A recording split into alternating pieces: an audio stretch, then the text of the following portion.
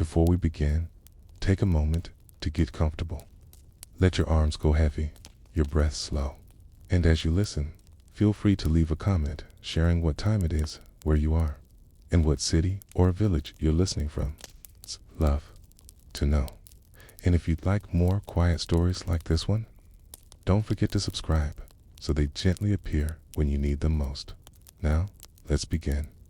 It begins with a scent of sulfur, not strong, not choking. It's a faint sharpness carried in the dust. It clings to the shadows between stones. It's caught in the crumbling silence of Delphi, a place that once echoed with prophecy, high on the slopes of Mount Parnassus. Above the glitter of the Gulf of Corinth, the ruins of the sanctuary sit in fractured terraces. Its long path winds upward, carved by centuries of sandals and bare feet. The air here is thinner, cleaner still, but long ago it was anything but still. People came from everywhere, kings, peasants, generals, merchants, mothers. They waited in lines that stretched for days, stood beneath the blinding sun, hands cupped, with olive oil or coins or grain. They had questions, not simple ones. Questions no man could answer, so they asked the stone. Or rather, Lee asked the woman who sat upon it. She was called the Pythia, the high priestess of Apollo's temple. Lee, for nearly 1,000 years, she was believed to be the mouthpiece of a god. But she didn't speak clearly. That wasn't the point. She breathed, and then she began to shake. Her body would tremble, her eyes would drift, and in that trance, she would murmur riddle soft, sometimes slurred, sometimes shouted. Never straightforward, but always taken seriously. What caused this trance? For centuries, no one agreed. Some said she was possessed. Others said she fasted for days, drank laurel tea, or chewed bay leaves. But the oldest stories mention something more specific. They mention the chasm beneath the temple, a cleft in the earth, from which rose vapors, sweet, strange, and sacred. The word enthusiasm comes from this moment, in theos, to be filled with God. The Pythia, seated on her tripod above the fissure, was believed to be filled entirely with Apollo. Not a messenger, not a priest, but a vessel. The breath of the god entered her lungs, and through her, the divine became audible to modern ears.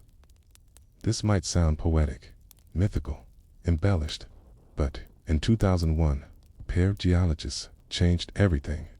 John R. Hale and Jill DeBoer, working with archaeologist Jeffrey Chanton, studied the geology of the temple site. And what they found startled even skeptics. They discovered that two geological faults intersect directly beneath the temple of Apollo, the Delphi fault and the Carnal fault. These aren't minor fractures. They run deep beneath the Earth's crust, and where they meet, natural gases can escape from far below, including ethylene, a sweet-smelling hydrocarbon that, in low doses, can cause euphoria, dissociation, and hallucinations. The ancient accounts had said it plainly. There were vapors, and science confirmed. Yes, vapors that could very well produce exactly the symptoms described in the ancient texts. The trance, the swaying, the speech that came in fragments. Not magic, not madness, something between. But here's the strange part. No other known temple in the ancient world was built on a fault line quite like this. Why here? Why this place? Did the ancient Greeks decide to construct one of their most sacred institutions atop a crack in the earth? Some say it was an accident. Others say the site was chosen because something had already happened there, before the temple of Apollo, before even the Greek myths took root. The area around the chasm was said to be home to a serpent, a chthonic creature, a being of the earth named Python, the original guardian of the sacred spring. Python wasn't evil. It was ancient, primordial force. But according to legend, Apollo killed the serpent and claimed the sanctuary for himself. And from that death, the oracle was born. It was said that the earth, still mourning its lost child, exhaled its grief through the crack in the rock. And so, the woman who sat above it, the Pythia, was speaking not just for Apollo, but for something older, something buried. This overlap between myth and geology, between gods and gas, creates a strange tension, because it means the stories were not just symbolic. They were observations, careful records of behavior. The ancients saw the effects of the fumes. They interpreted them through the lens they had: gods, omens, spirits, and the result was something powerful enough to shape policy, provoke war, and calm entire nations. Because the Pythia didn't just speak to villagers, she spoke to empires. Croesus of Lydia, Alexander the Great, the Mysticles before Salamis, each of them came here, key to this one woman in a trance. And they listened, but she didn't give clear commands. That was never her job. She spoke in ambiguity.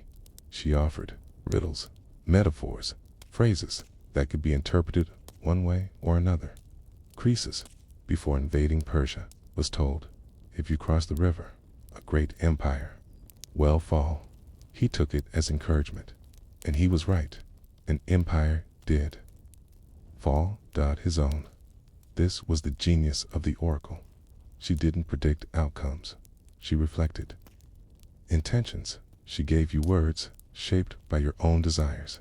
If you came seeking reassurance, you heard it. If you came looking for doubt, it found you. And yet, people kept coming, year after year, decade after decade, because the words, however ambiguous, were trusted. And beneath those words was always the breath of the cave. Obeyed, but never explained, until centuries later, when science confirmed that ethylene gas, at low concentrations, could indeed create a sensation of weightlessness, disconnection, euphoria, not madness, just openness. And in that openness, the words arrived. So, what did the Pythia actually say? Most of her speeches were not recorded in full. They were interpreted by male priests, cleaned up, translated, scribed in verse. But some fragments remain. They are not fiery. They are not dramatic. They are strangely calm. One, delivered to an unknown visitor. Know thyself, and you will know the universe and the gods. Another, nothing in excess. These aren't commands. They are balances, guiding principles. The Pythia wasn't a prophet in the modern sense. She wasn't predicting horse races, announcing storms. She was providing mirrors for kings, for seekers, for anyone willing to listen. And, always, she sat on her tripod, above the chasm. Feet, just inches from the breadth of the earth, wrapped in laurel leaves, eyes distant, breathing deeply, and speaking softly, while the whole world waited for her next word. The road to Delphi was not smooth. It never had been, even in its golden age. When the sanctuary bustled with officials, priests, and offerings piled high in gold and honey, the path was a test of devotion. It curled through mountains, past sacred groves and winding cliffs, forcing those who sought answers to endure a journey that felt more like a pilgrimage than a visit. But this was by design. The gods, the Greeks believed, did not reward convenience. To reach the Pythia, you had to prove something. Not with coins though. Those helped, but with intent. The oracle was not a vending machine for fate. You came not just to hear, but to listen, to carry words that might echo for generations. So the process of speaking to the Pythia was wrapped in ritual layers. Of it meant to slow you down, make you wait, make you ready. It began with purification. Before you even stepped onto the sacred ground of the sanctuary, you were required to bathe in the Castalian spring, a cold, clear cascade tucked into the cliff just below Delphi's terraces. The water ran straight from Mount Parnassus, and pilgrims would strip in silence, washing away not just dust, but doubt. It was here that the body re-entered the world of the gods. The priests bathed there too, even the Pythia herself, especially the Pythia. Then came the sacrifice. Before a question could be posed, a goat was brought to the altar of Apollo. The animal's reaction to a splash of cold water was the omen. If it trembled, the god was present. If not, the ritual would be postponed. You could not force a prophecy. The gods had to be in attendance, willing, and only then did the supplicant begin the formal ascent up the sacred way, a winding, stone-paved path that climbed through the sanctuary grounds. Along this road were treasuries, mall, temple-like buildings where city-states left offerings, statues, gifts, elaborate dedications. The path itself was lined with inscriptions, votive monuments, and reminders of power, victories at war, alliances sealed, lives changed by prophecy. Each step reminded the visitor this was a center of the world. In fact, Delphi was believed to be the navel of the earth. The ampullus, or navel stone, sat within Apollo's temple, a sacred egg-shaped stone said to mark the place where the two eagles of Zeus released to fly from opposite ends of the earth finally met. This was no village oracle in a dusty hut. This was the voice of Olympus, but to hear it, one had to wait. Sometimes days, sometimes weeks. The oracle only prophesied on one day per month, 9 months a year. Apollo, it was said, left Delphi for the winter during which no prophecies were given. When he returned in spring, the oracle spoke again. That left just 9 chances per year to hear the voice of the god, and even then, only a few people per day were selected to speak to the Pythia. Priority was given to Delphi's citizens, then 2 ambassadors from allied city-states, and, finally, 2 wealthy foreign visitors who had made offerings.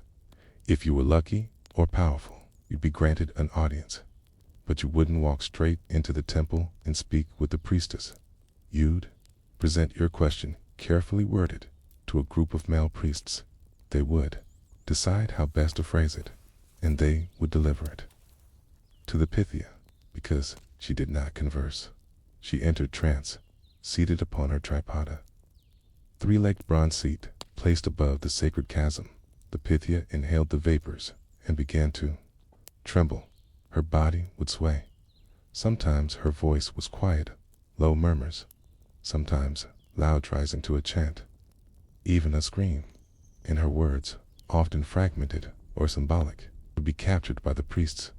They would compose the response, writing it in verse. It was rarely straightforward, no, yes, or no. Instead, metaphors, riddles, warnings that could be read 2 ways, sometimes 3. One such response to a general read: you will go. You will return, not in battle. You shall perish. Depending on where the pause is placed, it can mean you will go, you will not return. You will perish in battle. Or you will go, you will return not in battle. Shall you perish? Both correct.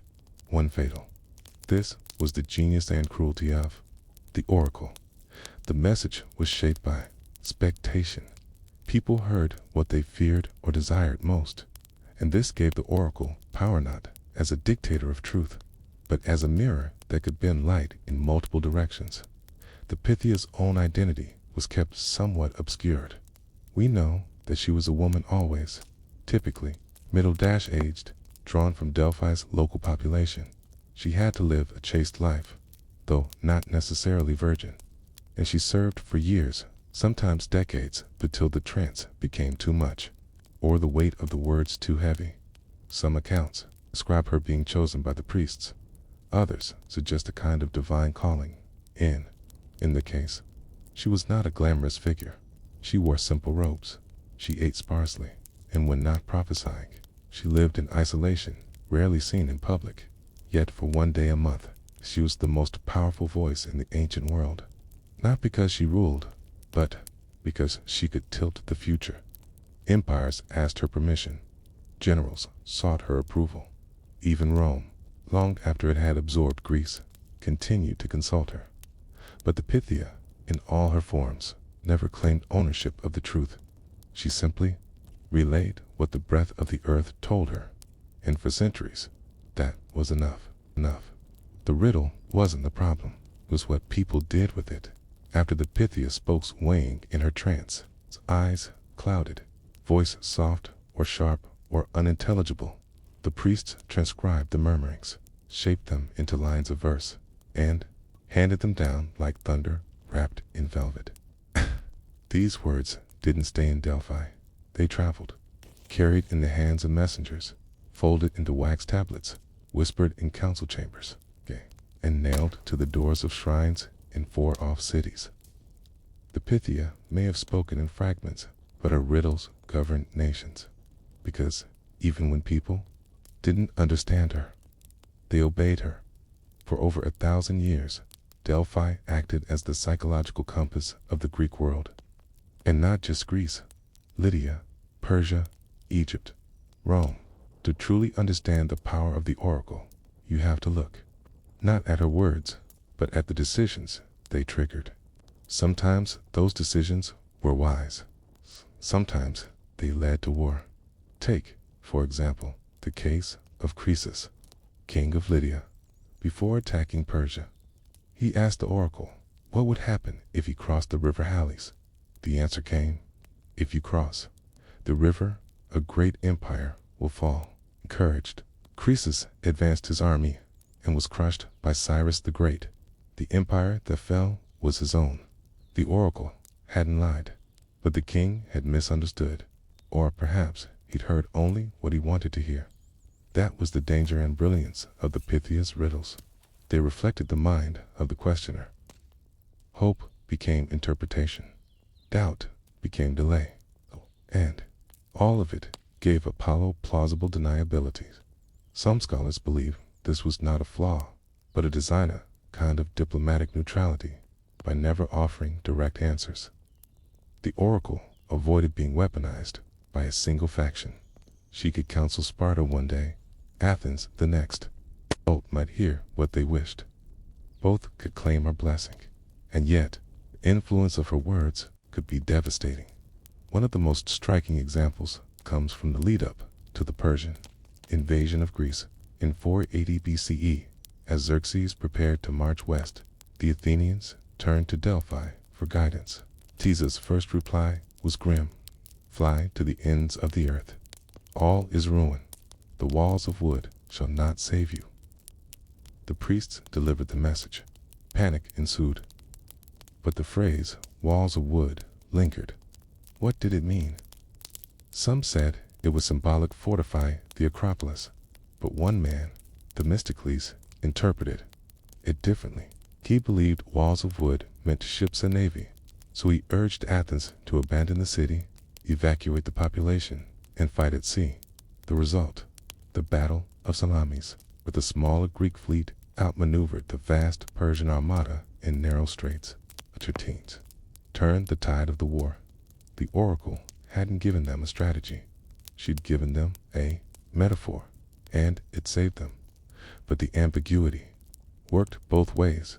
In times of civil war, the same prophecy could be claimed by both sides. One seeking justice, the other vengeance. One seeking peace, the other dominion. The Pythia never clarified. She wasn't a judge. She was a vessel, and those who sought her voice often sought confirmation, not counsel. Her answers were used to justify wars, ratify treaties, even select colonization sites. When the Greeks founded colonies in Italy, Sicily, and North Africa, they first consulted Delphi. Where should we settle? Where the oracle points. Sometimes she gave them a direction, sometimes a riddle, sometimes just a symbol, a raven, a lion, a phrase spoken backward. And still they obeyed, because to go against Delphi was to go against order itself. Even when Rome began to rise, Delphi remained influential. Though Rome had its own gods and augurs, it could not ignore a place so old, so central to Mediterranean belief. Emperors sent offerings, inscriptions from Augustus and Hadrian, can still be found at the site. But with time, the power of the oracle began to wane, not because she grew less accurate, but because the world changed. The Roman Empire brought uniformity, roads, currency, law, end. With it, a slow erosion of the spiritual mosaic that had once made each city a little world of its own. People began to rely more on law than omens, on bureaucracy more than blessing. And yet, the oracle remained, even in the 2nd century CE, long after Delphi's political importance had faded. Pilgrims still arrived, still bathed, still sacrificed goats, still waited for a woman to whisper riddles from a tripod over a hidden chasm. And then came the Christians. At first, they were indifferent, later, hostile, because in the Christian worldview, prophecy came only from God, and a woman inhaling fumes and speaking in strange tongues did not fit the new order to them. The Pythia was a pagan remnant, a dangerous relic of older beliefs. By the late 4th century CE, Christianity had become the official religion of the empire. In 391, Emperor Theodosius I banned all pagan rituals. Delphi's flame was extinguished. The last known oracle, whose name may have been Fiamano, was recorded during this time. Asked about the future of Apollo's sanctuary, Tia said to have answered, "Tell the king, the fair-built hall has fallen to the ground. No longer has Apollo a house, nor a prophetic laurel, nor a speaking spring. The voice of the water is silent." With those lines, Delphi's voice fell silent. The woman stood from her tripod. The breath from the chasm thinned, and the temple, once the world's navel, became a ruin. But the words remained, inscribed on stones, etched in memory, passed from teacher to pupil, elder to child. Even as the sanctuary collapsed, the idea of the oracle endured. She became a symbol, not just of prophecy, but of mystery, a reminder that not all questions are meant to be answered. Some are meant to be asked, and asked again. There were days when the oracle trembled, hissed, swayed in trance, and issued riddles to kings. But there was once a day when she did something even more powerful. She stayed silent. It was not because she was weak, not because she was sick, not because the god had left her, but because a man had come whom the gods themselves did not know what to do with. His name was Nero Claudius Caesar Augustus Germanicus, Emperor of Rome, ruler of an empire that stretched from Britain to the Red Sea, and destroyer of Delphi, or at least, that was the story told in hushed voices after he left. Nero, as history remembers, was many things: a lover of art, a tyrant, a showman, a killer of his own mother. He fancied himself a poet, a philosopher, a divine presence, and in 66 CE, Nero traveled to Greece to compete in the Olympic Games. But he also came to Delphi. Why? Not to ask a question, but to test the gods. He entered the sanctuary not as a pilgrim, but as a performer, accompanied by his entourage of flatterers and scribes. He demanded an audience with the Pythia, not to beg a prophecy, but to receive one on his terms. Delphi was old by then, faded, still sacred, still revered, but less central than it had been during the classical age. Rome's gods were Roman, now Jupiter, Mars, Venus. The world had become imperial, but Delphi remained. It's like a deep old spring that hadn't quite dried up. And so, Nero stood before the priests. He offered gold and silver. He praised Apollo, and then he commanded the Pythia to speak of his greatness. She refused, or so the legend goes. Instead of ascending her tripod and inhaling the vapors, she remained silent, or worse, she screamed. Some accounts say she was dragged from the temple, wailing that Nero would bring only ruin, that he would die in terror, that his own blood would curse the soil. Whatever she said, if anything, was taken as an insult, because Nero left Delphi in rage. He declared the oracle invalid. he took the treasures of the sanctuary, 500 statues of bronze, and shipped them back to Rome. He ordered the sacred Omplis stone removed, and, most damning of all, he revoked Delphi's freedom. For centuries, Delphi had been an autonomous city respected, even by conquering armies. But now, for the first time in living memory, Delphi was treated not as holy, but as disobedient. It was, perhaps, the beginning of the end. Because, after Nero, the oracle began to fade. Not all at once, not with fire and destruction, but with neglect. With a slow, boring erosion of relevance, the priests continued to perform rituals. Pilgrims still came, but something was gone. The centrality, the certainty that the gods spoke here more clearly than anywhere else. Why had the Pythia defied Nero? We'll never know. It's possible she truly went into a trance and spoke what she saw. It's possible the priests, fearing the emperor's instability, attempted to manage her words and failed. It's possible that the Pythia simply chose that moment to assert something that had been slipping away from Delphi for years: authority in a world dominated by emperors and armies. Prophecy was no longer consulted, was commissioned, and Delphi had always been most powerful when it spoke in riddles, not in service. The oracle, after all, did not belong to kings. It belonged to the god beneath the stone, to the breath that still seeped from the chasm, to the deep, strange tradition that predated even Apollo himself. And perhaps, in staying silent or screaming, she was not defying Nero, the man. She was defying the world he represented, a world where ambiguity had no place, where metaphor was seen as weakness, where the future was dictated, not discerned. After Nero left, Delphi never fully recovered. Yes, later emperors restored some of its privileges. Yes, there were still priests and pilgrims, but something had been broken. The oracle had always walked a delicate line between divine mystery and political influence. After Nero, that line was too thin to walk. The Roman Empire continued to rise. Christianity began to spread, and slowly, over generations, Delphi was reclassified not as a living voice, but as a relic. But what's remarkable is that the story of Nero's visit endured. Greek authors repeated it. Roman historians recorded it. Even centuries later, church fathers and medieval scribes knew the tale of the oracle who would not prophesy, because, even in silence, she had spoken.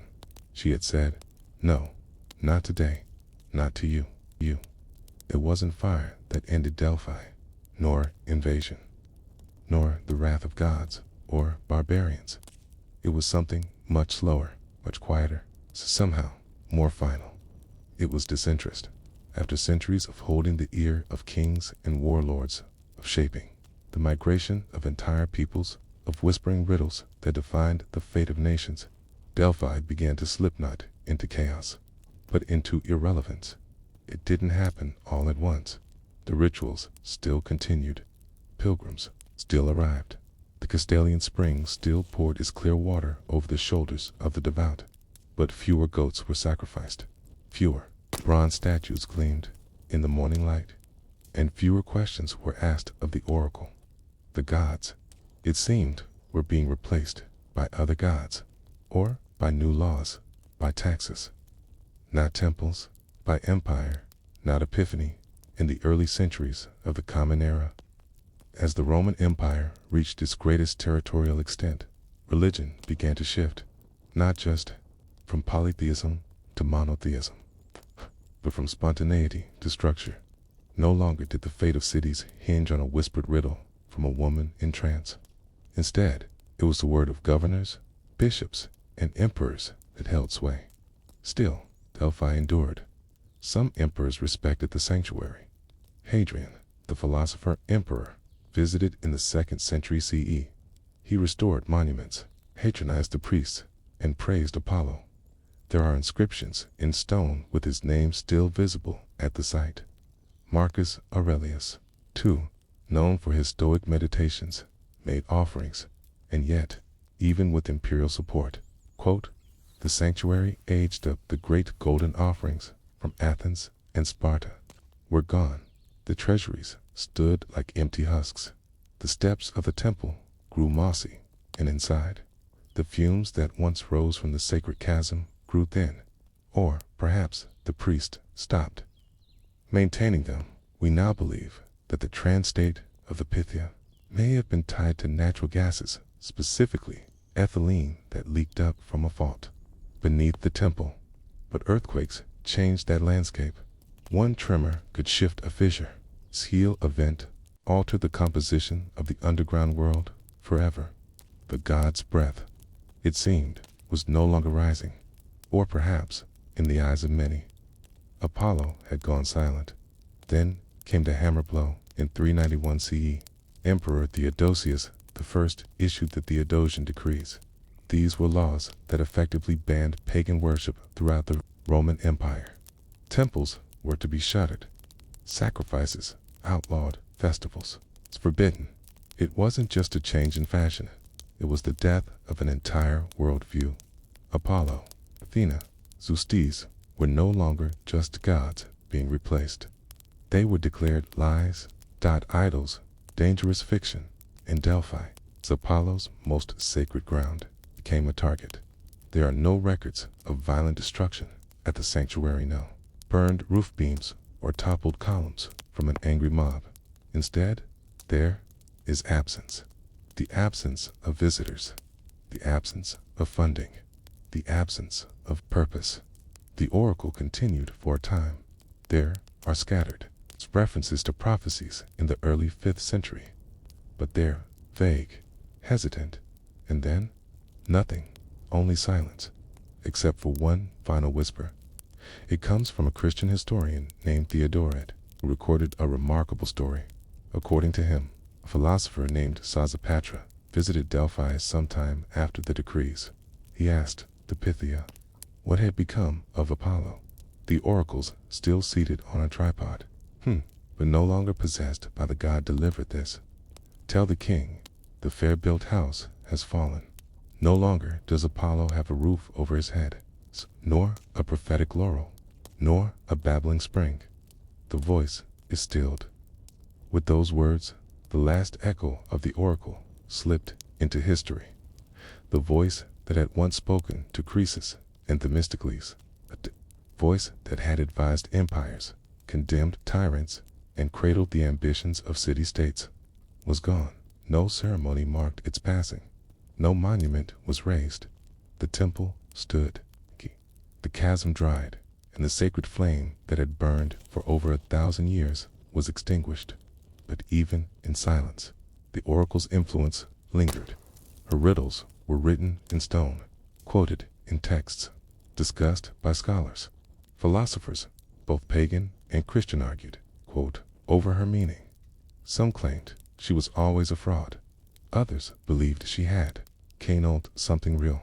Still others suggested that Apollo had been driven away not by laws, but by the loss of belief.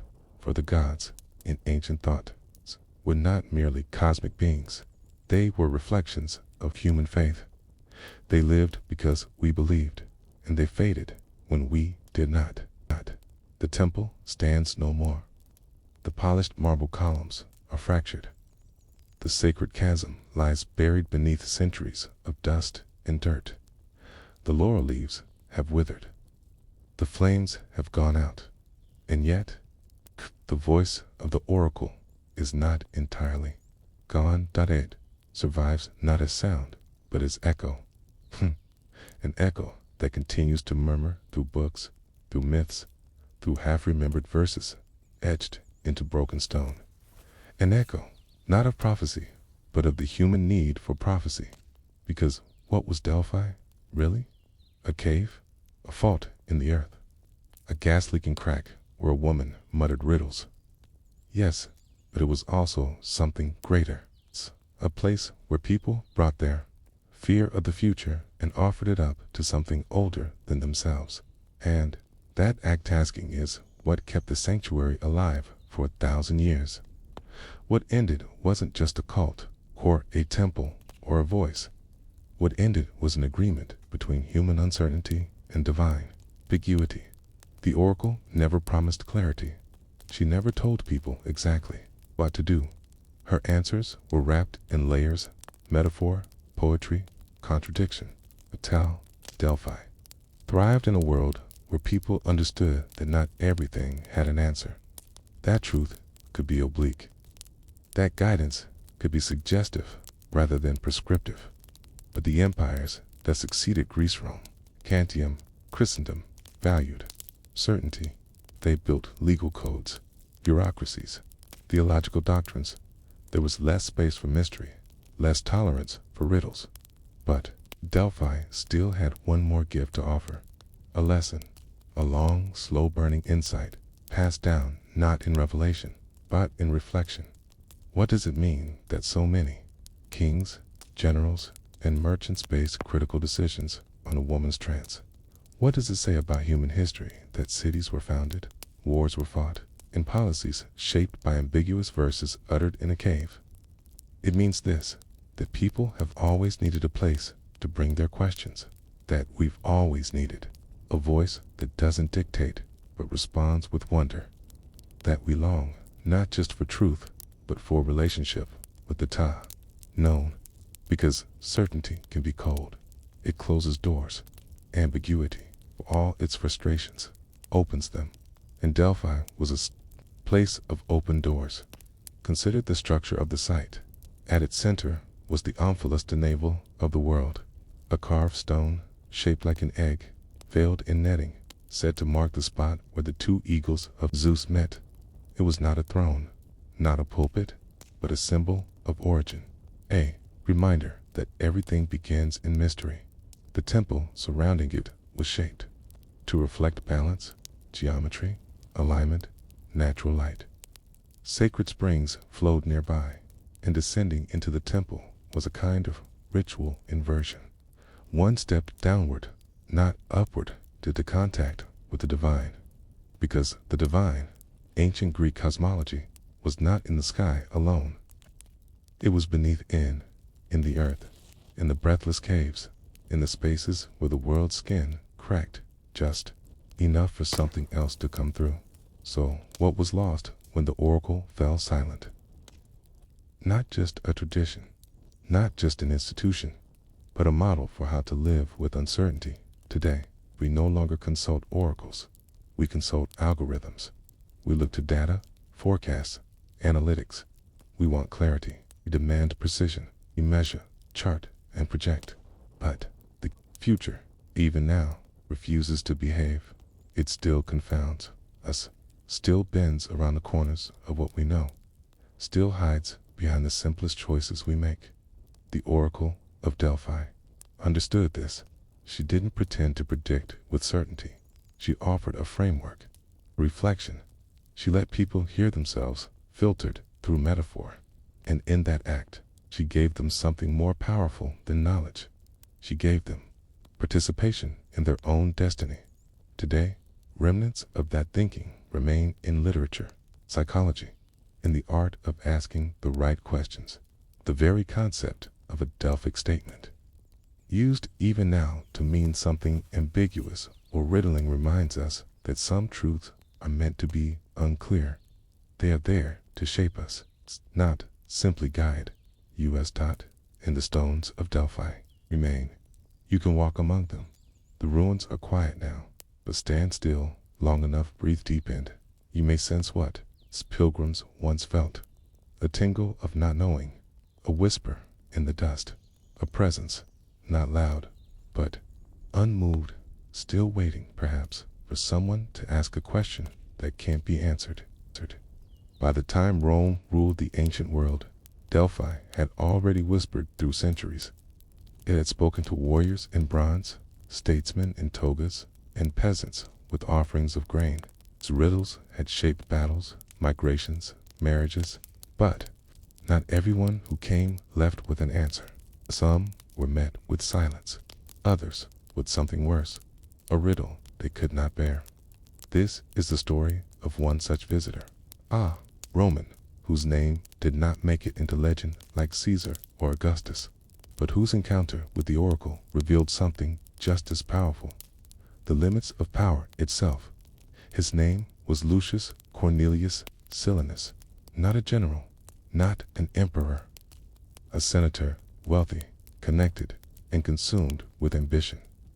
He believed in reason, in law, in the Pax Romana. And yet, somewhere deep inside, he was afraid.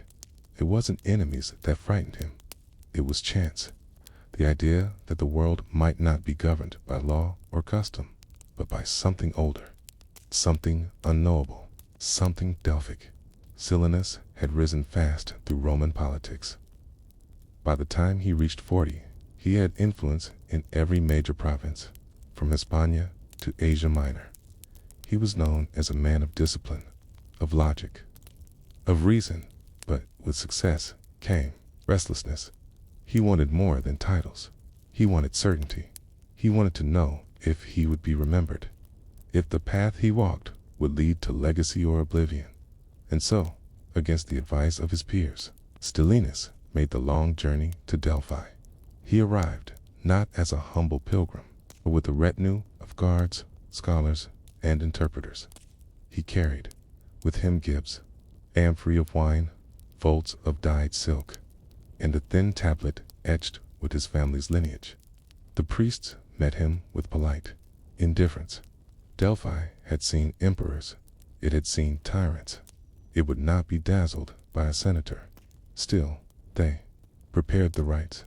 Silanus was purified in the Castalian spring. He fasted. He burnt laurel and barley, and on the appointed day, he was led into the temple. The Pythia sat ready. She was older than he expected, her skin wrinkled, her hair bound in faded cloth. She did not speak. The chamber was dim, the air heavy with smoke. Silanus stood before her, his scroll in hand. He asked his question, "Will my name endure?" It was simple, straightforward, a senator's question, but the oracle did not answer. She breathed, she swayed, and then, her voice low, hoarse, not quite her own, she whispered, "The wind remembers no footsteps." Silanus frowned. He asked for clarification. The priests remained still. The oracle said nothing more. "The wind remembers no footsteps." That was all. Silanus was angry. He pressed the priests. He demanded a second reading. He offered more gifts, but they refused. The ritual was complete. He had asked. The god had answered. The senator left in silence, but something changed in him. Back in Rome, his colleagues noticed it. He became withdrawn, cautious. He spoke less. In the Senate, he began to revise his will, then revised it again. He withdrew from public life. When asked why, he simply muttered, "The wind forgets." Years later, when his house was sold, scribes found dozens of scrolls in his study. Notes, drafts, meditations, all circling that one phrase. He had spent years trying to understand it. Some scholars believe Silanus interpreted the prophecy as a curse's legacy would vanish. Others say he saw it as a challenge to live so that even the wind could not erase him. But the truth is simpler. The oracle had given him exactly what he asked for, an answer, not a promise, not a threat, but a mirror, a reminder that not all things last, that memory is fragile, that power fades, that even the footsteps of a senator vanish in the sand. In this, Delphi showed something rare in history, the restraint to resist clarity, and that, perhaps, is its most enduring lesson in a world that chases permanence. The oracle offered impermanence in a culture that revered legacy.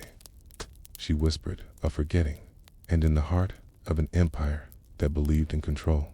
She reminded one, Manan through him, perhaps an entire age, that some things lie beyond control.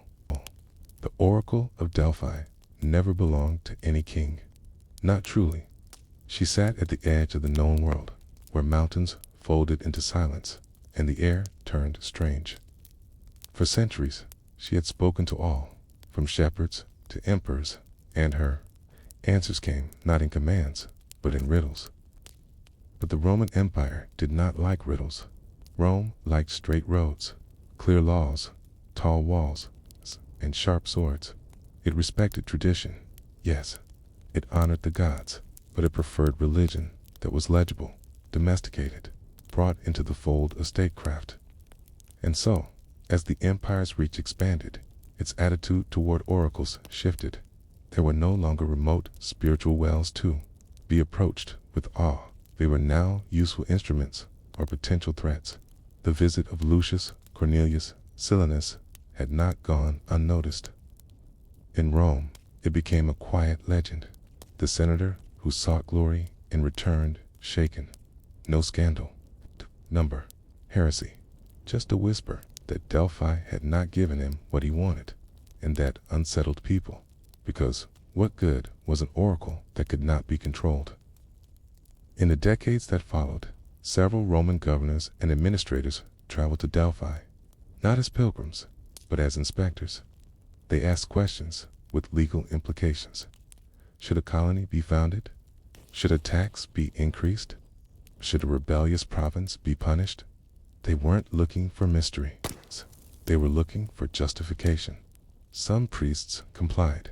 They structured their responses more carefully. Some even wrote them in Latin, rather than Greek. They framed the riddles to support policies already in motion. In a sense, Delphi became what many feared, political tool. But not everyone accepted this transformation. Among the priesthood were a few holdouts, men and women, who believed the oracle must remain what it had always been, a wild voice, not a clerk, not a mouthpiece. One such figure was an old priest named Eucles of Aegina. Little is known of him beyond fragments, but his stance became symbolic in the year 172 CE. Under the reign of Marcus Aurelius, Eucles reportedly refused to deliver a requested prophecy on behalf of the governor of Macedonia. The governor, Gaius Flavius Paternus, had brought an official delegation. He asked whether the rebellion in the northern provinces would require Roman legions. A military question, but also a spiritual test. Eucles listened, then responded, "The god has no answer to questions of questa." Steel was a sharp rebuke, not just to the question, but to the entire premise that the gods could be summoned like administrators, that the divine could be used to rubber stamp political force. Paternus was furious. He accused the priests of sedition, obstructing imperial interests. A letter of complaint was sent to Rome, but Marcus Aurelius, philosopher that he was, did not retaliate. Instead, he issued a vague statement praising the independence of sacred voices. It was a brief reprieve, breath held, because not all emperors would be so tolerant. Later, under Septimius Severus, the priest was imprisoned for refusing to offer a prophecy justifying a tax increase in Egypt. The oracle had once spoken of gods and fate and life's mysteries. Now, it was being asked to validate budgets, and the cracks began to show. Fewer genuine prophecies were recorded.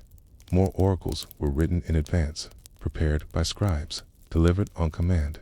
The Pythia, once a solitary woman inhaling vapors and trembling with divine presence, was now accompanied by overseers and translators. The words were edited. The mystery was managed. And yet, occasionally, the old voice broke through. There is a story, likely embellished, but worth repeating, of a prophecy given to a Roman general named Valerius Maximus. He asked, in the year 204 CE, whether his campaign in Dacia would bring him honor or ruin. The Pythia replied, "You will build a road that leads nowhere." Confused and irritated, Maximus disregarded the oracle. He launched his campaign anyway. He lost his entire legion in the Carpathian passes. Today, there is still a broken stretch of Roman road, carved into a mountain valley, that leads into thick forest and ends abruptly. It's called, by locals, the road of no return. Whether the prophecy was real or a later invention is hard to say. But what matters is that people believed it because Delphi still mattered, not because it offered answers, but because it reminded people that not all questions deserve answers. The more the empire tried to domesticate the oracle, the more her mystique deepened. Poets and philosophers began to romanticize her silence. They wrote verses, imagining her chained by laws, her voice muffled by bureaucracy, and among the common people, especially in rural Greece, the oracle remained a figure of awe. Peasants would still climb the mountain with offerings. They would whisper into the ruins, hoping for a sign. Some even claimed to hear faint echoes, like breath moving through stone. In this tension between control and chaos, between empire and mystery, the oracle stood her ground, not always, not visibly, but in spirit, through priests like Eucles, through ambiguous riddles, through refusals that made the powerful uneasy, because Delphi had always offered more than prophecy. She offered doubt, and in an age obsessed with certainty, doubt became dangerous. The sun still rose over the slopes of Mount Parnassus. The winds still danced down the dry ridges, stirring the olive trees and carrying the faint scent of thyme and pine into the valleys below.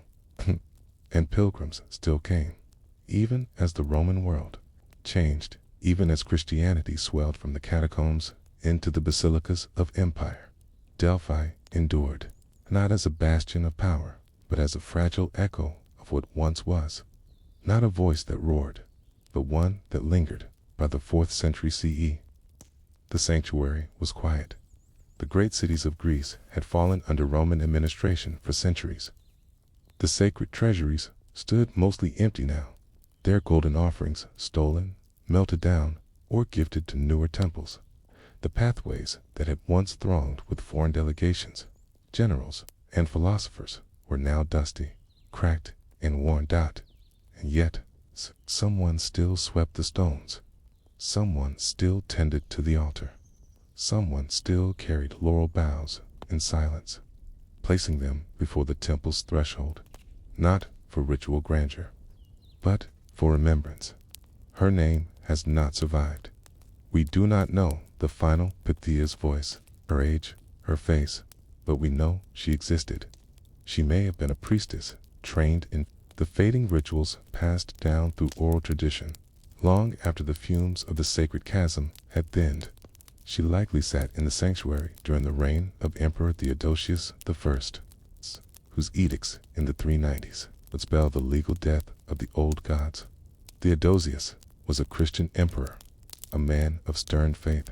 In a series of decrees, he banned pagan festivals, shuttered temples, and criminalized rituals once seen as the very soul of civilization. The Delphic oracle, once the navel of the world, was now labeled heresy. And yet, in one final act of endurance, the Pythia gave a last prophecy. It is recorded sparingly by later Christian authors who repeated it not out of reverence, but as a kind of epitaph for the pagan world. According to the historian Theodoret of Cyrus, when asked, perhaps by an emissary or a curious official, why Apollo no longer answered, the Pythia responded, "Tell the king that the well-built hall has fallen to ruin. No longer does Phoebus dwell there, nor does the laurel bloom. The spring is silent, the voice is stilled, the god is gone." Simple, final dot. There are disputes about the phrasing. Some versions swap hall for house, god for master, but the sentiment is always the same. It is not a curse, not a plea, not a cryptic riddle. It is a statement of absence, and in that, perhaps, lies the most haunting prophecy of all, that there would come a day when even the gods would depart. What followed was silence, not dramatic, not violent. There were no recorded mobs sacking the sanctuary, no fires lit in the name of righteousness. The end came more like a forgotten candle, flickering till it simply wasn't there anymore. The priests dispersed. The temple doors were sealed. not by decree, but by neglect. The last guardians aged and were not replaced. In Delphi, for the first time in over 1,000 years, became just a place, rocks, hills, wind, but memory lingers in stone. Travelers of later centuries, Byzantine, monks, Ottoman, cartographers, 18th century European antiquarians, reported strange feelings among the ruins. Not fear, not awe, but unease. A sense that something had once been alive here. Not just a place, but a presence. Something that breathed through riddles and smoke. Even today, visitors report a silence at Delphi that feels different. Not just the absence of noise, but a listening silence, as if the land remembers being asked too many questions, as if it's waiting not to answer, to see whether we'll ask again. And this brings us to a strange twist. Though Delphi's voice was silenced, her structure endured in later Christian Europe. The tradition of the holy woman remained. Prophetesses, visionaries, mystics, they rose in every age. Hildegard of Bingen, Julian of Norwich, the Sibyls reimagined in Christian iconography, though their source was no longer Apollo. The idea of a woman channeling the ineffable, of being a mouthpiece for something beyond reason, never disappeared, because the world, even in its most rational moments, still hungers for mystery, still hungers for permission to ask. And in that hunger, Delphi is not gone. She is transformed. The temple is in ruin. The chasm no longer breathes, but the idea that somewhere, hidden in rock and smoke, a voice might answer, that has never left us. Not really. Asterisk, RF, CTO and so. What did the final Pythia teach us? She taught us that silence can be as sacred as speech, that withdrawal is not always defeat, that sometimes the most powerful thing an oracle can say is, it is over. And in that ending, see ourselves, our fear of being forgotten, our hunger to know what comes next, our struggle to control what cannot be controlled. Delphi reminds us that prophecy was never about predicting the future. It was about living with the unknown. It was about shaping ourselves in the presence of mystery, bending toward it like branches in the wind. And though the wind remembers no footsteps, it moves through us all the same. There is a field in County Roscommon where the earth is said to breathe. It doesn't heave like waves or swell with mist. But if you stand long enough near the mouth of the mound, especially when the autumn rains begin, you'll feel it, a strange, slow pressure in the air, a silence that doesn't feel empty, but full. The locals call the site Rathcrogan. To the modern eye, it's just grass and soil, a ring of stones, a soft rise in the land surrounded by others just like it. But this ancient complex is older than the pyramids. Some says more than a collection of burial mounds. It's where stories walked. It's where the dead were fed. Rathcrogan is home to over 240 archaeological sites, ring forts, passage tombs, standing stones. But its most famous landmark is Oanagat, the Cave of the Cats. According to medieval manuscripts, Oanagat is the gateway to the other world. It's where the Morgan, goddess of war and fate, emerged before battles. It's where shadows took form, but long before the scribes inked these tales, long before monks retold them through Christian eyes, the people who lived here did something peculiar. They left food for the dead, not symbolic offerings, not temple sacrifices, but real food buried in clay vessels, tucked into grave pits, placed under stones with care. Archaeologists have uncovered remains of grains, milk curds, chard, meat, honey, and even beer. The dead of Rathcrogan were not just to be remembered, they were to be nourished. And the question that has troubled scholars ever since is simple. Why? Why feed the dead? Were these just acts of mourning, rituals meant to comfort the living? Or did the dead truly hunger. The burial practices at Rathcrogan go back over 5,000 years, long before the Celts, long before writing. The earliest tombs here resembled those found across Neolithic Europe, long barrows with central chambers aligned to solstices, flanked by kerbstones. But in Ireland, something different persisted over the centuries. As new tribes rose and fell, the tombs were revisited, not just as sites of veneration, but as places where the boundary between the living and the dead seemed thinned out in one mound. A charred oxbone was found beside a shattered ceramic vessel containing traces of barley and herbs. In another, 2 children were buried alongside 3 small bowls of what appeared to be soured milk or soft cheese.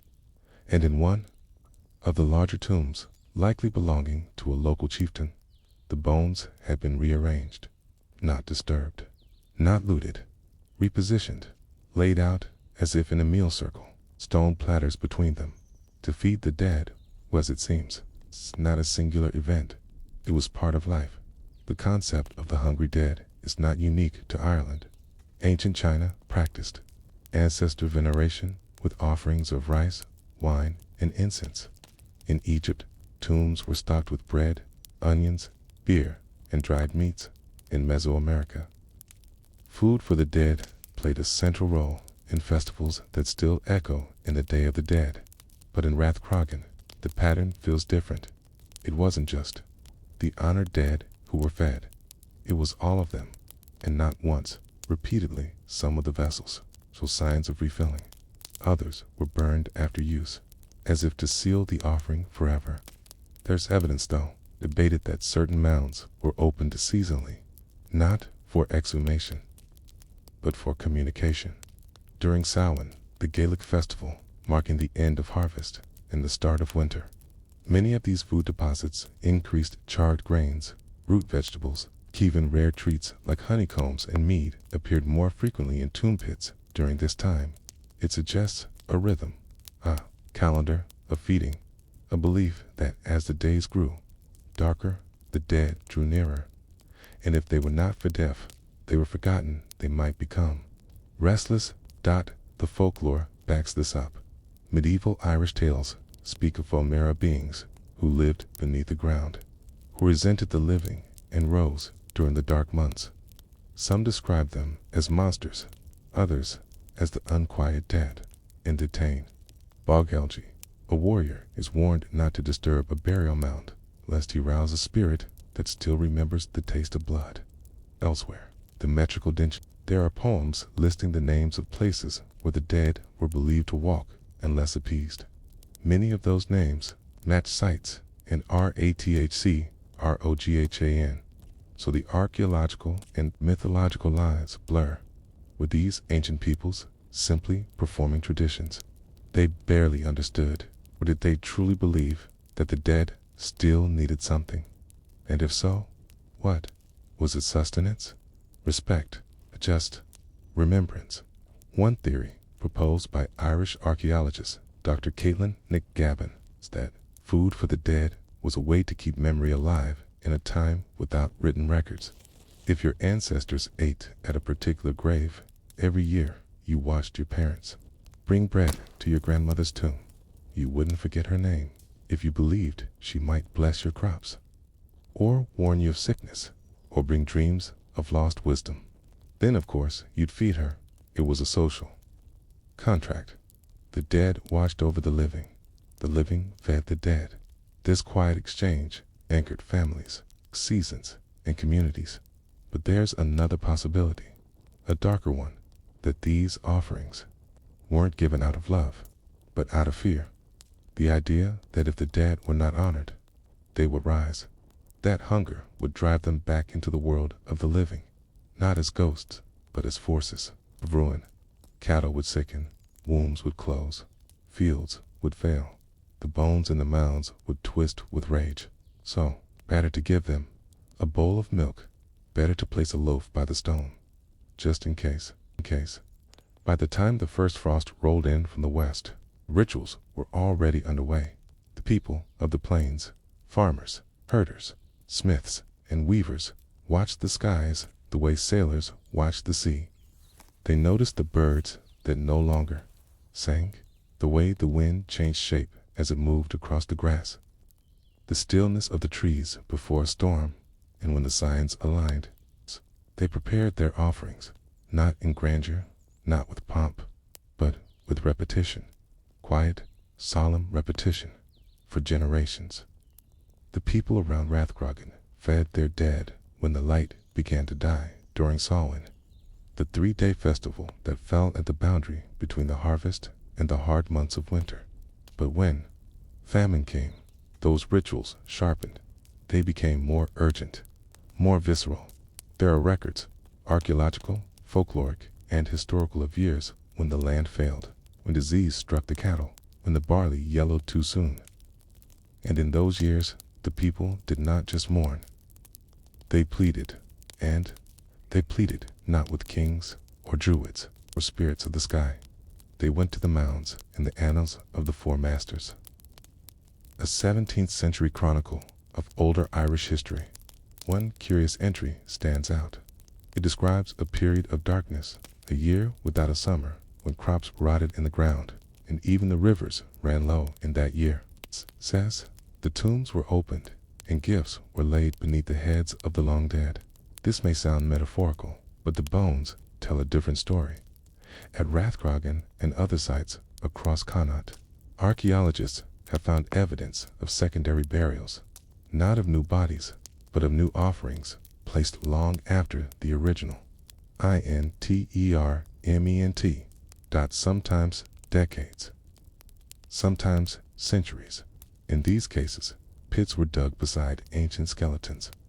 Small alcoves were carved in the stone, and inside, bowls of porridge, charred barley cakes, bits of salted meat, and fermented milk. In some, quices of honey or wild berries remained.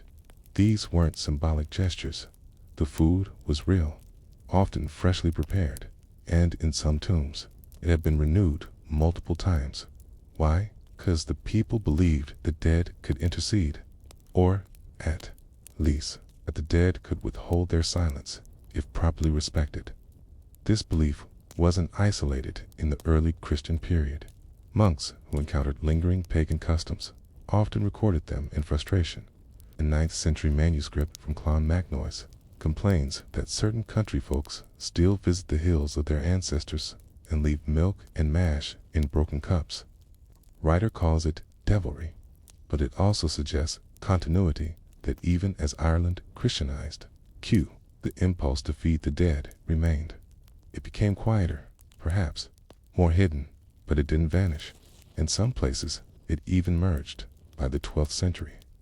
All Saints and All Souls Days, Christian festivals of remembrance in early November, aligned almost perfectly with us, Samhain, and in rural areas, people still baked soul cakes, which were then distributed not just to the poor, but occasionally left at graves. Modern historians debate the connection, but the parallels are hard to ignore. The idea that the veil between worlds thinned in late autumn, and that food offered at the right moment might buy protection or blessings. This was not a superstition. It was a survival tactic, because in the ancient Irish worldview, the dead were not separate from the living. They were part of the same cycle. If the dead were neglected, that cycle could break, and when it broke, famine came. There is one mound at Rathcrogan, known today as Riag na Rio, the cemetery of the kings, that seems to have served a particularly sacred role in times of scarcity. It's not the largest, it's not the oldest, but something about its location, its alignment, its elevation, gave it a special weight. During excavations in the early 2000s, researchers found a ring of shallow fire pits around its perimeter. Inside these were burnt grains, cracked bones, and fragments of what appeared to be ceramic spoons. The odd part? The fires weren't for cooking. The grains had already been prepared, the bones already cleaned. The food had been symbolically burned, not as waste, but as offering, And in the mound itself, a series of small clay tablets were unearthed, crude, likely shaped by hand. On them, barely visible, spiral patterns, clusters, runes that seemed less like words and more like names. Perhaps the names of ancestors, perhaps of gods, or perhaps of the hungry dead. It is hard to say, but across from this mound, at a distance of just over 30 paces, lies the entrance to Oanaget, the Cave of the Cats, the supposed gateway to the other world. In this proximity has led some scholars to believe that the Cemetery of the Kings may have served as a kind of focal point, a place where offerings could be made not only to the human dead, but to the forces beneath. In Irish mythology, those forces are often personified by the Morrigan. She is not a ghost, not quite a goddess, not a demon either. She is war and prophecy, and fate and decay and rebirth all at once. She appears at rivers. She drinks blood. She predicts death before battle, but she also watches the land. She is one of the most feared and respected figures in Irish lore, and she is said to dwell in Oanagite. According to the Leber Gabala Aaron, the Book of Invasions, it is from this cave that the Morrigan emerged before the battles of Magtared, to rally the warriors and curse the invaders. In other versions, she returned to the cave after war, to feast. Some believe this is a metaphor, that she is the spirit of entropy, devouring life as it fades, but others take it more literally, that the Morrigan feeds, and if she is not fed, she does not fade. She wanders, bringing not war, but famine, not chaos, but decay. And so the offerings left at Samhain, the bowls of grain, the splashes of milk, the honey on stone, were not just for kindly ancestors, they were for her, to appease her, to honor the power beneath the soil, to ensure the cycle did not turn too soon. One folktale from the 14th century tells of a family that refused the custom. They had flourished during a year of poor harvests. Their cattle had survived, their fields had been spared, and so they grew arrogant. They mocked the neighbors who still left offerings at the mounds. They called it foolish. When Samhain came, they held a feast, but offered nothing to the dead. And in the weeks that followed, their fortune reversed. Cattle fell ill. Their daughter vanished near the cave. Their eldest son dreamed of a woman with blood on her lips. By spring, they were gone. The tale is vague. There are no names, no records, but the lesson was preserved. You don't forget the dead. You don't ignore the hunger that comes when the light dies. Because even if you don't believe the dead walk, the land might, and it remembers who feeds it. By the time the great stone monasteries rose across Ireland, the mounds had already quieted. There were no more feasts held on their edges, no more bowls of milk placed at their door, no more whispered names pressed into the soil by lamplight. But the people still remembered. They didn't need to dig to know the mounds were there. They didn't need to see bones to know they had once been fed. The land itself hummed with old ritual, even when no words were spoken. It is one thing to abandon a god. It is another to forget a relationship. And in rural Ireland, the relationship with the dead never truly died. It simply changed. By the 7th century, Christianity had transformed Ireland's sacred landscape. Saints walked the same roads once trodden by druids. Holy wells replaced sacred groves, and stone churches rose near sites long tied to ancient rites, a quiet overlay of new meanings. On old geography, Rathcrogan, too, saw this transformation. The cave, the mounds, the ringforts, they were no longer maintained, but they were not desecrated either. The church was clever, where older empires might have raised pagan sites. Irish Christianity often absorbed them. The result was a curious mix of reverence and denial. Scribes would write of ancient tombs as places of devilry or heathen foolishness, and yet still refer to them with awe, still walk past. them in silence, still tell stories of things that once happened there long after the official theology forbade such belief. And the rituals, they did not disappear. They became private in the hills around Rathcrogan. Local families passed down customs that quietly echoed the old ways. They visited graves at Samhain, not openly, not with celebration, but with a kind of subdued care. Some left coins, others stones or scraps of cloth. But occasionally, according to oral histories collected by folklorists in the 19th and early 20th centuries, they left food, not as a grand offering, just a crust of bread, a bit of salt, a thimble of ale, placed behind a stone, buried beside a hawthorn tree, tucked into the edge of a hedge. No one talked about it, no one explained it, but it happened, and when asked why, the answer was always the same. It's just something we do. It's for the old ones. You wouldn't want them hungry. Some folklorist, eager to Christianize their findings, interpreted these gestures as charitable metaphors, offerings to the poor, not the dead. But too many patterns pointed backward. The locations of the offerings, the timing in late October or early November. The stories passed between generations about shadows near the mounds, or dreams of lost ancestors when food was withheld. And then, of course, there were the songs. Ireland's musical tradition is one of the richest in Europe, oral, fluid, always evolving, but buried in old keening chants. Harvest ballads and lullabies are fragments of something older, verses that speak of feeding the hill, or leaving bread for those who cannot speak, or calling the harvest ghosts to dine. Some scholars believe these were once parts of larger ritual songs meant to be sung at grave mounds, now reduced to poetic debris in the folk tradition. One haunting example comes from County Mayo, not far from Rathcrogan. The hill is full, but still it waits beneath the grass and stone. A bowl, a crumb, a drop of ale will keep the sleepers home. This was taught as a lullaby, but it echoes the same impulse as the offerings, appeasement, not out of terror, a doom.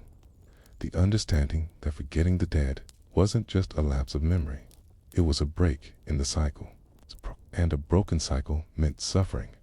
This idea persisted in other ways, too, even as Christian theology overtook daily life. All Souls' Day became a time of remembrance, not unlike Samhain. Masses were said for the dead, candles were lit, and food traditions crept back in. In some villages, soul cakes were baked, small round loaves marked with a cross, given to children or the poor in exchange for prayers for the departed. This may seem like a charity act, but many scholars believe it, sent directly from older offerings, transformed from gifts to the dead into gifts in their name. The dead were no longer physically fed, but their memory was, and in rural households, especially those still living close to the land, that memory was alive. In some homes, an extra place was set at the table during Samhain. In others, doors were left unlatched, not out of superstition, but out of a long memory. Because what if they came back, not to haunt, not to punish, but simply to check in? And what if they found nothing? Today, archaeologists continue to unearth food offerings at Rathcrogan and other ancient sites. In 2017, a dig near the Mound of Hostages at Tara revealed a clay pot, carefully sealed, carefully buried, containing the desiccated remains of barley mash and elderberry seeds. It was not buried with a body. There were no ashes, no bones, just food. For whom? We cannot say. The pot was dated to around 1000 BCE, which means someone carried it, prepared its contents, and placed it in the earth 3,000 years ago with care, with intention, and with the hope that someone would receive it. Whether they did, we do not know, but the gesture remains, and so does the question. What are we to make of this? In a modern world of sealed graves and paved roads, where death is hidden in hospitals and crematoriums, the idea of feeding the dead may seem primitive, but Perhaps the ancients understood something we've forgotten, that memory must be practiced, that honoring the past is not just a matter of stone, markers, or genealogy records. It's something we do with our hands, our bodies, our food.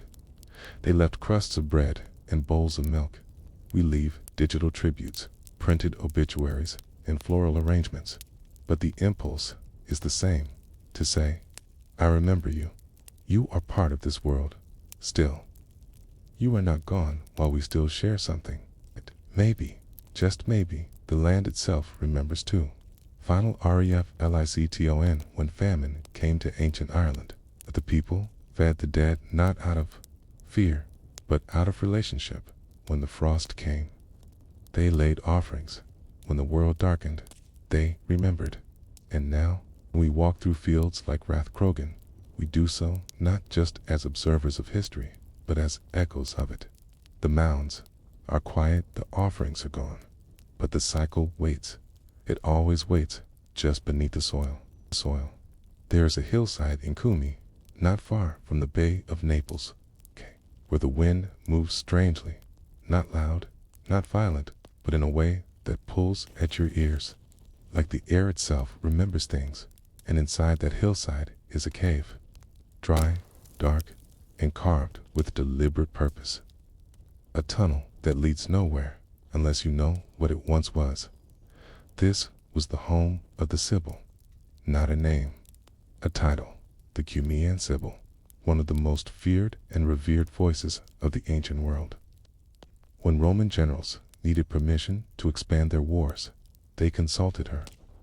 When emperors faltered, they asked her if Rome would stand. When the people of Italy faced famine, plague, or fire, they begged her prophecies from the god Apollo himself. Her words were not free. They came at a price, not gold, not grain, but obedience, because her prophecies had weight. And once spoken, they could not be taken back. But there is something strange about the Sibyl's story. She may have been the most powerful oracle in the Roman world, but we don't know her name, not the last one, not the one who watched the scrolls burn. Only the title remains, Sibylla, the mouth of Apollo. The legend begins in fog. The earliest references to a Sibyl in Cumae date back to the 6th century BCE. Greek settlers had carved temples into the cliffs near Naples. One of those shrines, dark, echoing, mysterious, became known as the Sibyl's Chamber. It wasn't built like a chapel. It was a corridor, 131 feet long, trapezoidal in shape, with a narrow ceiling and sloping walls that made sound bend and vanish. People said that when the Sibyl spoke, her voice didn't come from her mouth. It came from the walls, from the dust, from the cracks in the stone. She didn't sit on a tripod like the oracle at Delphi. She didn't breathe vapors. She simply listened. And then, when the time was right, she wrote. The Sibyl didn't dictate her words. She inscribed them on oak leaves, thin and dry, ranged carefully at the entrance of her chamber. Those seeking her wisdom had to read it quickly, for the wind came and scattered the words. If they were too slow, the meaning was lost. And that, perhaps, was the point. Her words were meant to vanish unless the listener was ready. By the time the Roman Republic rose to power, the Sibyl of Cumae had become something more than a seer. She was now a keeper of prophecy. According to legend, she possessed 9 scrolls containing the fate of Rome itself, written by divine hand. The last king of Rome, Tarquinius Superbus, wished to buy them. The Sibyl offered him the set at an astronomical price. He laughed and refused. She burned 3, returned with 6, offered them again, same price. He refused again. She burned another 3, came back with the last 3, still at the same price. Finally, Tarquin understood. He bought the remaining scrolls. He had them stored in the temple of Jupiter Capitolinus, under guard, to be consulted only in moments of crisis. They were known as the Sibylline books, and for centuries, They were Rome's spiritual anchor. Whenever disaster loomed, a failed harvest, a comet, a rebellion, the Senate sent special priests, the quindecemviri, to consult the books. They didn't find answers. They found instructions, sacrifices to be made, temples to be built, feasts to be held or forbidden, and Rome obeyed.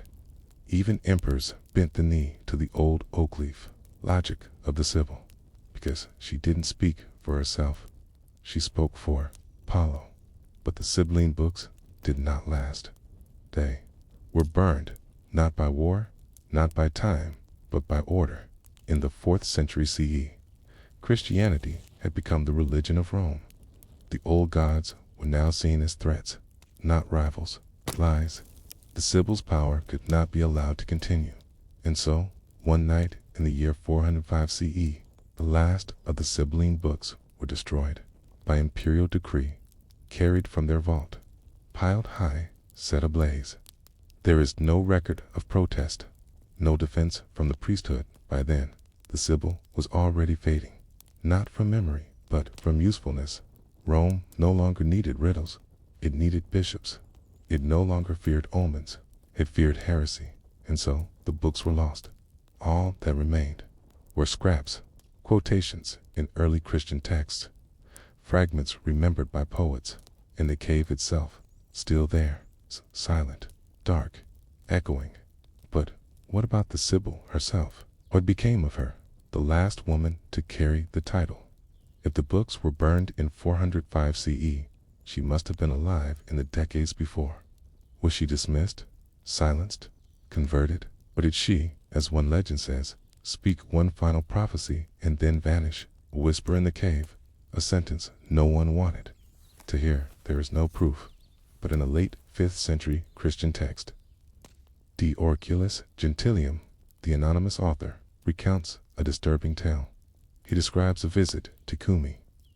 Years after the temple had fallen into disuse, pilgrims came not to pray, but to listen, not for guidance, but for echoes. They claimed the cave still breathed, that if you stood in the right place, at the right hour, and held your breath, you could hear words, not loud, not full, just syllables, drifting from deep within the rock. The author dismisses it as demonic, but even in denial, he records the fragments he heard. A city of fire. No gods remain. Listen to the earth. And finally, when the last scroll burns. So, does the future. He called it nonsense, but others remembered, and the legend grew. Was it possible? Did the last Sibyl leave behind one final warning? If so, what did she mean? That without the scrolls, the future was unknowable.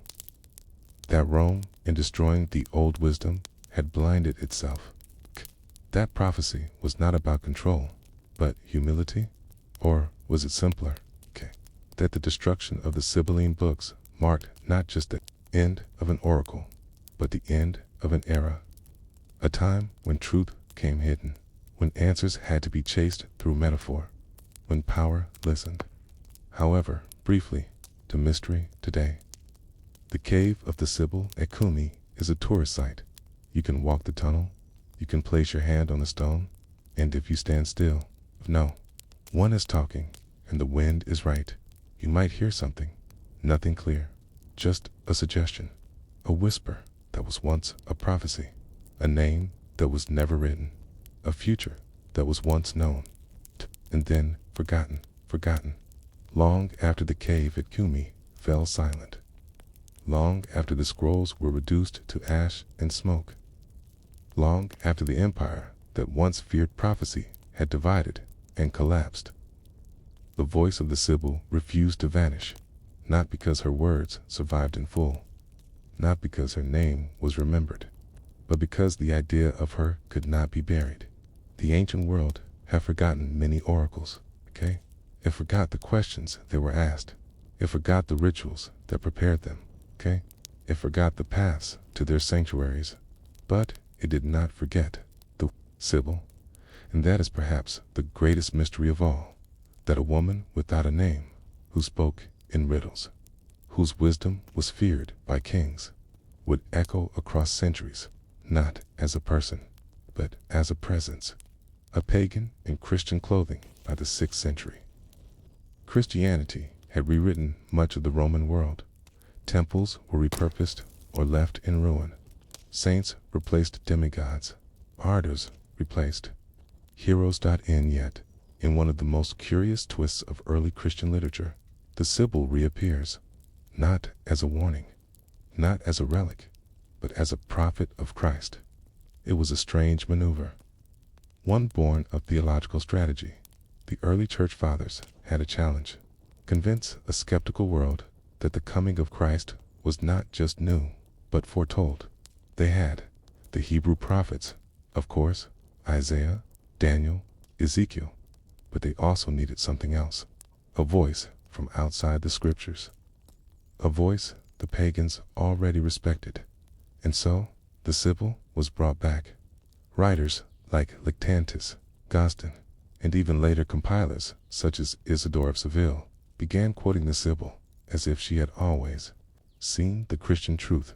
One such passage, supposedly from the Sibylline prophecies, reads, "He will come, the King of the ages, clothed in flesh, and the stars will bow to him, and the dead will rise at his name." Hey, it is written in hexameter, the poetic meter of ancient epic, but it is not from any known pagan text. Scholars believe it was written by Christian authors and attributed to the Sibyl to lend it weight. They called her the Erythraean Sibyl, the Cumean Sibyl, sometimes even the Hebrew Sibyl. They gave her faces, names, lineages, but always wrapped in myth. Never in history. It was a powerful rhetorical move, because by invoking the Sibyl, the church wasn't just claiming truth, it was claiming continuity, as if to say, we didn't destroy the past, we fulfilled it, okay? But the cost of this adoption was silence. The Sibyl was remembered only for what she supposedly foresaw, not for what she was. Her agency was stripped, her cave was emptied, her voice was rewritten. Painted silences, the Middle Ages turned into the Renaissance. The Sibyl rose again, this time in art. She appeared on chapel walls, carved into cathedrals, even painted by Michelangelo on the ceiling of the Sistine Chapel. There, she sits among the Hebrew prophets, an equal, old, muscular, reading from Delphi, a great book, a strange, solemn figure, neither beautiful nor grotesque, a woman of age and weight, leaning into her text with the focus of someone burdened by what she knows. In Michelangelo's depiction, she is not exotic, not erotic, she is serious, which was unusual for the time. Women in Renaissance art were often portrayed as saints, muses, or temptresses, but the Sibyl was portrayed as something else, a vessel, a body that held meaning, not desire. And yet, she was always alone. No one looks at her, no one listens, even in the chapel. She is turned slightly away, lost in the reading of a book no one else can touch. This was not just a stylistic choice, it was a historical truth. The Sibyl was not remembered through her community, she was remembered through distance. She had no disciples, no surviving texts, only references, quotations, fragments, buried in the footnotes of theology and poetry, the fragments and the forgeries. By the time the printing press arrived, the Sibylline fragments became a strange obsession. Books like the Oracula Sibyllina circulated widely, a collection of poems written in Greek claiming to preserve the original prophecies. Most were forgeries, pseudepigrapha texts written under a false name. Some were Christian inventions, others were Jewish. Some came from unknown sources, perhaps folk traditions or local mystics echoing old phrases, but people believed them. They quoted the Sibyl in sermons. They wrote her lines into plays and hymns. In England, Shakespeare's contemporaries referred to her. In Germany, Martin Luther acknowledged her as one of the many voices pointing to the truth of Scripture. And yet, the real Sibyl, the woman who lived and wrote and watched her oak leaves scatter in the wind, was lost beneath it all. Because no one wanted her. They wanted what she symbolized. And so her voice, once feared, became a decoration. Her warnings became footnotes. Her prophecies became ornaments on the architecture of a new world that no longer believed in caves. Echoes in the earth, but the earth remembers what the mind forgets. In the 20th century, ecologists returned to Kumi. They uncovered the entrance to the cave, that long trapezoidal corridor carved into the hillside. It matched the ancient descriptions. The slope, the shape, the hidden chambers branching off the side. And though no inscriptions were found, they found scratches, faint, eroded dot lines cut into the stone by something sharp. Not enough to read, just enough to know. Someone had written there, not on parchment, not on leaves, but into the walls themselves. One archaeologist, examining the marks by flashlight, wrote, "It is as if someone, desperate not to be erased, carved their thoughts into the bones of the world." We don't know what was written. We may never know, but it raises a possibility that the final Sybil, the one who watched the scrolls burn, who saw her office outlawed, was told that her god had been replaced, may have left a message, not on leaves, but on stone. Something no fire could reach. A whisper that became a scar. An unresolved future end. Here we are, thousands of years later. The empire she served is gone. The god she spoke for is now a myth.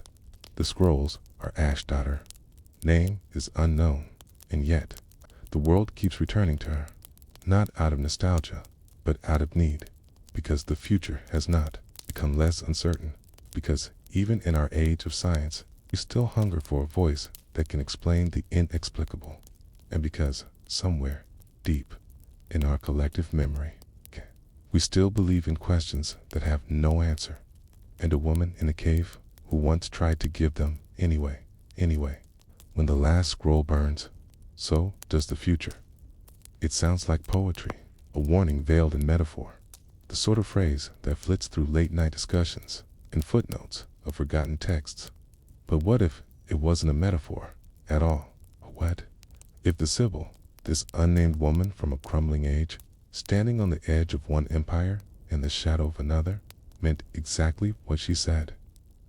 What does it mean to say that the future can burn? What did she know that we don't? And why?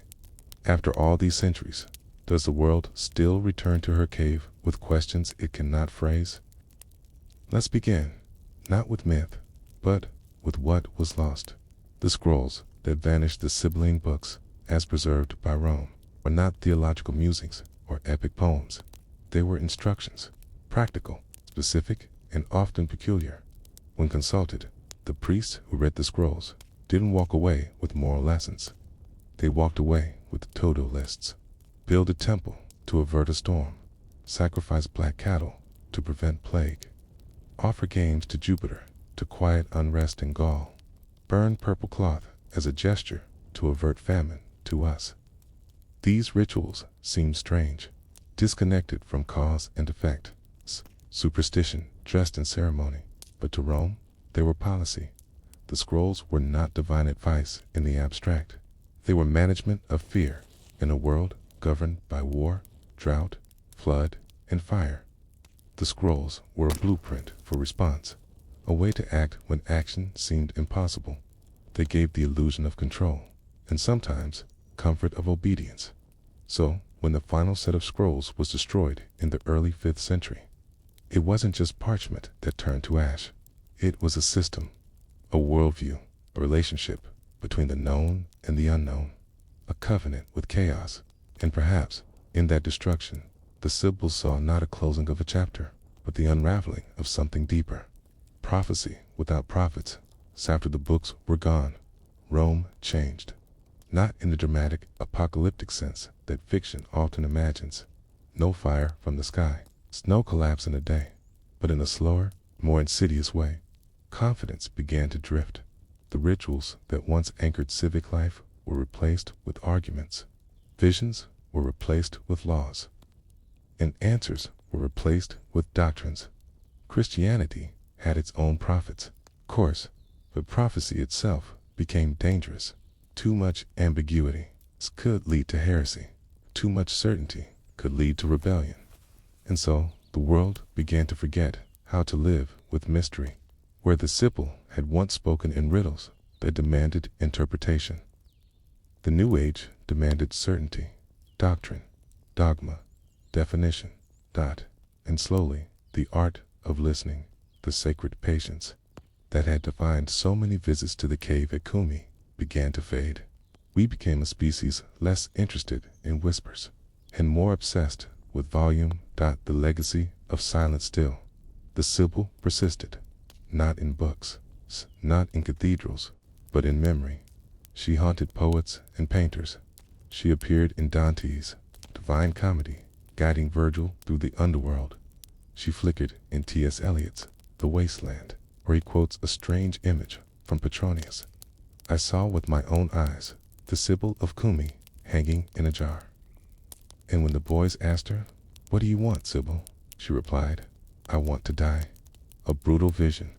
One not of prophecy, but of decay, of a voice preserved past its usefulness, frozen in time, but no longer heard. It's a cruel image, but it may also be honest, because to preserve prophecy without meaning, to quote riddles, without listening, to burn the scrolls, but keep the name, is to turn the Sibyl into something she never was. A curiosity, a museum piece, an oracle without a question. When the future became predictable today, we have no need for caves. We predict the future in code. We run simulations, we build models. Our modern Sibyls wear lab coats, not veils, and they speak not in riddles, but in probabilities. 40% chance of rain, 2% inflation over the next quarter, 80% confidence in the climate. Models range. We've replaced oak leaves with spreadsheets, and in doing so, we've gained precision, but lost something else. The ancients didn't expect prophecy to tell them exactly what would happen. They expected prophecy to prepare them, to shape them, to teach them how to act when certainty failed. Modern forecasting does not do that. It tells us what's likely, but not how to bear it. It shows us trend lines, but not how to wait. It speaks, but does not listen. And perhaps in that difference lies the warning in the Sibyl's final phrase. When the last scroll burns what burns in the fire of forgetting. It's not just information. It's not even culture. It's the ability to question, to wonder, to sit in silence, feel a truth that is not yet formed into words. The Sibyl's scrolls were strange. Yes, they called for rituals we don't understand. They made demands that defied logic. But they were not trying to explain the world. They were trying to relate to it, to wrestle with it, to submit to its vastness without losing meaning. When we burned them, we may have lost that ability. We replaced mystery with confidence, and in doing so, we built a world that knows more, but perhaps understands less. When the last scroll burns, so does the future. Not because the future disappears, but because our relationship to it is broken. No longer a dance, no longer a conversation, just a race forward, blind, fast, unlistening. The cave is still there, and yet, cave still stands. The tunnel at Kumi remains, silent, empty, patient. It does not demand we return, but it waits. As it always has, not for a question, not for an offering, but for a moment of stillness. Perhaps the final message of the Sibyl is not one of doom, but of invitation to step away from certainty, to leave behind prediction, to enter the quiet place where questions still outnumber answers, where oak leaves once danced in wind, where the voice of a woman, unknown, erased, but never quite gone, still echoes in the stone.